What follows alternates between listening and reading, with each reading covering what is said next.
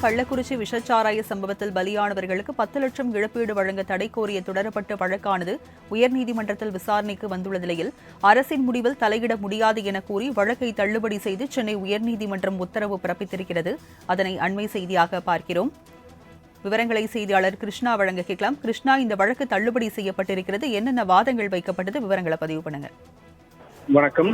கள்ளக்குறிச்சி கருணாபுரத்தில் விஷச்சாராயம் குறித்து இதுவரை 66 பேர் பலியாகி இருக்கிறார்கள். பலியானவர்கள் குடும்பங்களுக்கு தலா 10 லட்சம் ரூபாய் இழப்பீடு வழங்கப்படும் என்று தமிழக அரசு அறிவித்திருந்தது. அரசின் இந்த முடிவை எதிர்த்து சென்னையைச் சேர்ந்த குமரேஷ் என்பவர் சென்னை உயர்நீதிமன்றத்தில் பொதுநல வழக்கு ஒன்றை தாக்கல் செய்திருக்கிறார். அந்த மனுவில் சாகித்ய அகாடமி விருது பெற்ற எழுத்தாளர்களுக்கு 1 லட்சம் ரூபாய் விருதும், பணிக்காலத்தில் உயிரிழக்கக்கூடிய அரசு ஊழியர்களுக்கு கூட சுமார் 2 லட்சம் ரூபாய் தான் இழப்பீடு வழங்கப்படுகிறது என்றும், ஆனால் விஷச்சாராயம் கொடுத்து உயர்ந்தவர்களுக்கு 10 லட்சம் ரூபாய் வழங்குவதை ஏற்றுக்கொள்ள முடியாது என்றும், சட்டத்திற்கு புறம்பான செயலை அரசு சட்டப்பூர்வமாக மாற்றக்கூடாது என்று அந்த மனுவில் தெரிவித்திருக்கிறார்.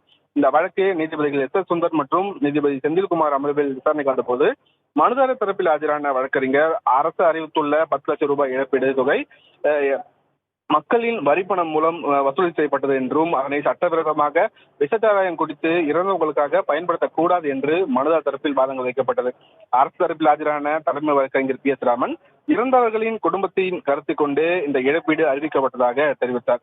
அரசு எடுக்கக்கூடிய இந்த முடிவில் தாங்கள் தலையிட முடியாது என்று தெரிவித்த நீதிபதிகள் வெறும் விளம்பர நோக்கத்திற்காகவே இந்த மனுவானது தாக்கல் செய்யப்பட்டுள்ளதாக கூறி இந்த மனுவை தள்ளுபடி செய்து தற்போது உத்தரவிட்டிருக்கிறார்கள். ராஜலட்சுமி.